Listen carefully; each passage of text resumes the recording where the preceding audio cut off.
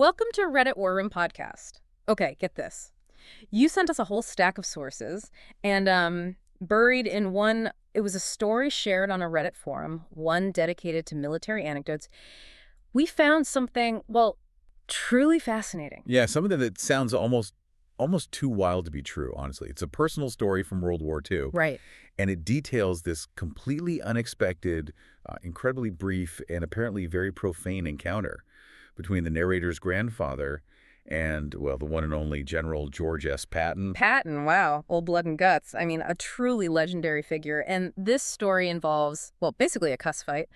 So our mission here is to kind of dive into this single anecdote. We'll use the details the narrator shared, plus the context from the comment section on Reddit to see how plausible it really is, and maybe figure out what a story like this tells us about, historical figures, how we remember them. Those little unrecorded moments. Yeah. How they shape our understanding. Exactly. It's taking one snapshot, like you said, and seeing how it fits into the bigger, sometimes kind of contradictory picture. All right, let's unpack it. Okay, let's do it. So the narrator kicks things off talking about their grandfather. Now, he wasn't actually drafted into World War II. Oh, interesting. Yeah, apparently he was considered too old for the draft. But that didn't mean he wasn't involved. Not at all. He was a highly skilled engineer working for FMC, the company famous for building tracked vehicles. Ah, right. Tanks, APCs, that kind of heavy metal. Exactly. And his role wasn't just like behind a desk somewhere. The narrator mentions he was a scientific advisor for FMC, so directly involved in the practical side of these machines. Okay. And this is really highlighted by something specific about his ID card.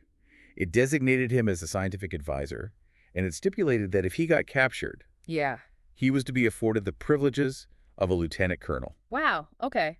That's pretty significant, right? It suggests his technical know-how was seen as, well, equivalent in importance, at least in a capture scenario, to a pretty high-ranking officer. Absolutely. He wasn't just some employee, he was a vital asset. Yeah. His expertise mattered. Right. Okay, so let's fast forward. The scene for this encounter. It's set in France sometime after D-Day. Sounds like several months after maybe fall or winter of 44. Could be. The grandfather's traveling. He's got a Jeep, a driver with him. They're clearly in an area where U.S. forces are operating, but probably not, right on the front lines. And they come across a broken down U.S. tank just sitting by the side of the road. Now, most people, maybe even other military guys, not mechanics, they probably just note it and keep going. Sure. But this grandfather, this is his world. He's an engineer who specialized in these exact vehicles. So naturally, he pulls over, gets out to help the tank crew. And he gets right into it. The story says he's literally down on the engine hold, totally focused, hands dirty, trying to figure out the problem, get this tank moving again. Okay, so he's deep in the guts of the machine. Exactly. And while he's down there, completely buried in the engine compartment, he hears another vehicle pull up nearby. Yeah. Someone gets out, approaches the tank, and they are not happy. He hears them start cussing. Loudly. Aggressively. Okay. Demanding to know, when the effing tank would be back on the effing road. Sounds like a classic military outburst, really. And here's the moment the story just pivots, right? Okay. The grandfather, totally absorbed in fixing this thing, probably hot, maybe frustrated, doesn't even bother to look up. He just cusses right back. No way. Yeah. According to the narrator, he basically tells the person the tank will be ready when he's done fixing it, and pointedly tells them to, leave him alone so he can finish the job. Which, knowing who the other person turns out to be, that's just an astonishing act of defiance and focus. Totally. You'd expect, based on everything you hear about Patton, for this guy to just fall right then. Right. An absolute explosion. But that's not what happens. The response from the cussing individual is, well, it's almost anticlimactic, kind of respectful in its brevity. What does he say? He just says, good enough, and then leaves. Good enough. That's it. That's it. No explosion, no tirade. Just that simple, clipped response. Wow. So it's only after the grandfather finishes up, gets the tank running again, climbs out, maybe wipes some grease off, that the tank sergeant who's been standing nearby asks him, kind of casually, did you know who that was you were just talking to? And the grandfather, probably still thinking about the engine, just says no, and frankly doesn't really care. His job was fixing the tank. And then the sergeant drops the bombshell. Yep. That was General Patton, old blood and guts himself. My blown. Seriously. So this engineer, too old for the draft, but important enough to have Latina colonel privileges. Right. Fixing a tank in France, has this brief intense, like mutually profanity-filled chat with General George S. Patton. And tells him to basically buzz off so he can work. And Patton just accepts it. Good enough. It's an incredible image. It really is. And the narrator gives us more context about the grandfather, too, which helps paint a fuller picture. Makes him seem like the kind of guy who would do that, you know? No doubt. Well, we hear more about his role as a scientific advisor for FMC, his deep involvement with tracked vehicles throughout his life. Right. It wasn't just a wartime thing for him. Exactly. And the narrator actually has some of his grandfather's old Army vehicle manuals. These aren't just standard issue, they're stamped top secret. Oh. And get this, some of them include actual photographs of the grandfather himself demonstrating how to rebuild components. Complex stuff. Okay, that's definitive proof then. He wasn't just theoretical, he was hands-on. The guy who knew how to take it apart and put it back together, probably under pressure. Totally. The narrator also mentions his collection of military-themed brass pins tanks, M113s, M59s that he used as tie tacks.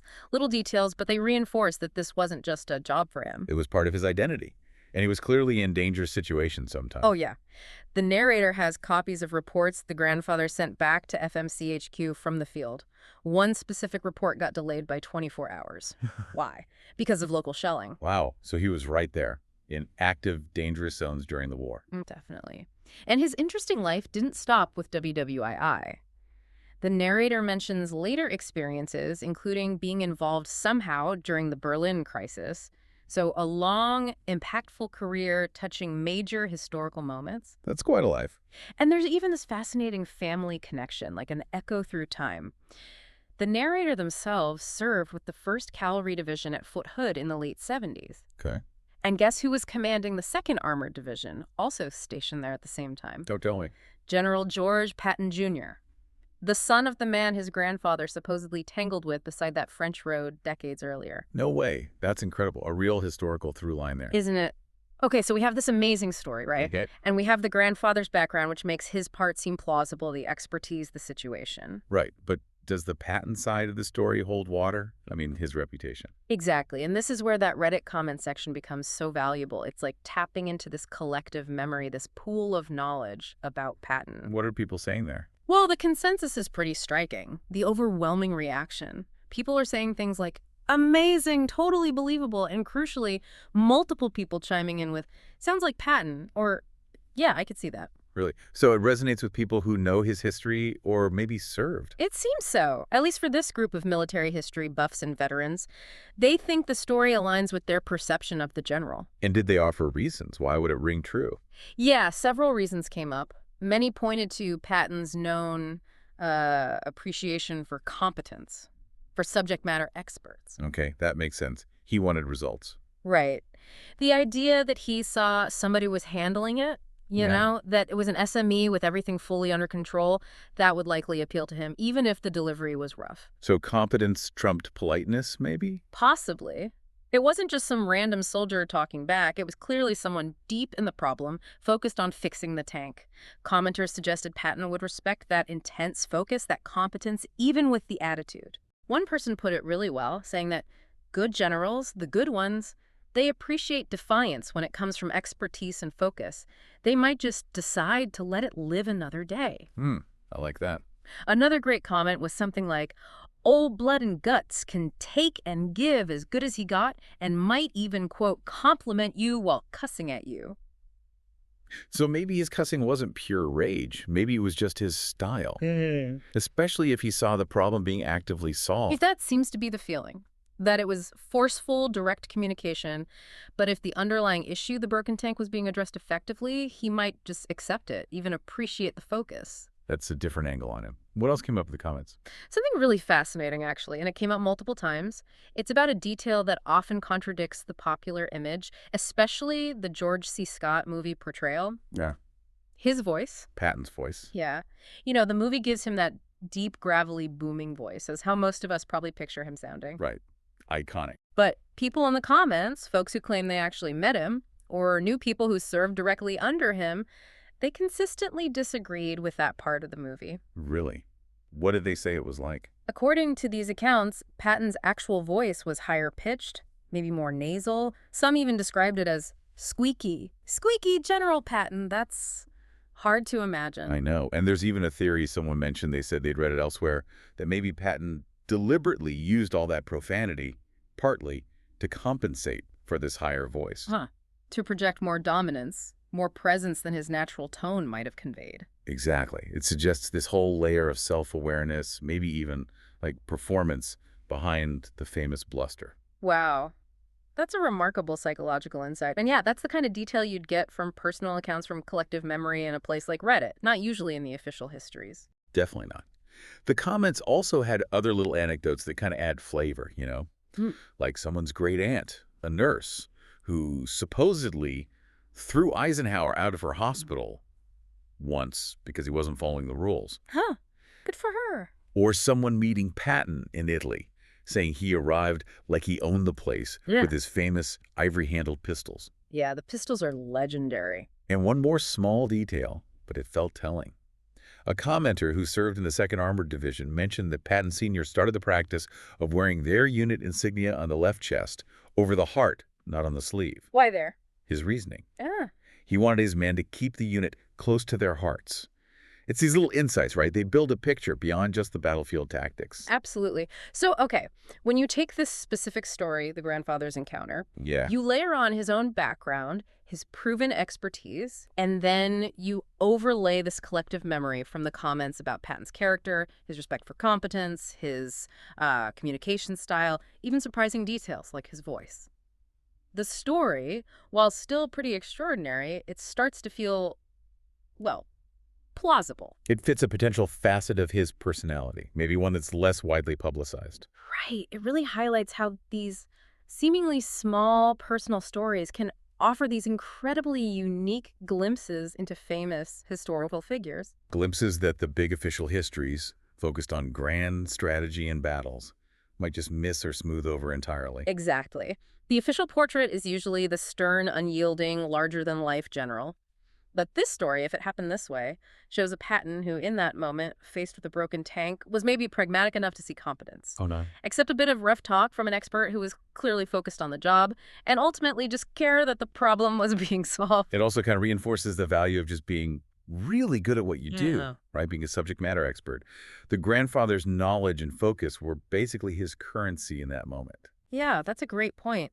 It let him bypass the usual hierarchy just for that brief interaction and deal directly with the top authority based purely on getting the job done. His competence seems to be what earned Patton's, curt approval instead of his famous wrath. This whole deep dive, it really shows how platforms like online forums, where people share collective memories and personal accounts, can genuinely contribute to our understanding of history. For sure. They can sometimes confirm what we thought we knew, but maybe more often they add these surprising nuances. They challenge the simplified portrayals, like the whole thing about Patton's voice. Right. They help us see these figures as more complex individuals. They round out the picture. So from just one single personal story, shared on a Reddit forum, we've managed to take this deep dive into a really unexpected and, potentially very real encounter between a civilian engineer and General Patton during World War II. Yeah, and we've seen how that single anecdote, when you add the grandfather's own history and then all that shared knowledge and other stories from the commenters, it paints a richer picture, maybe a more human one, of a really complex historical figure. It really does, and it leaves you wondering, doesn't it? When you look back at these famous people from history, how much of our understanding is really built on the official story, the public image, the curated records, versus the thousands, maybe millions of tiny, private, unfiltered moments they actually lived through? Moments like this potential cuss fight by a broken tank, moments that might actually reveal something just as important, maybe even more important about who they really were.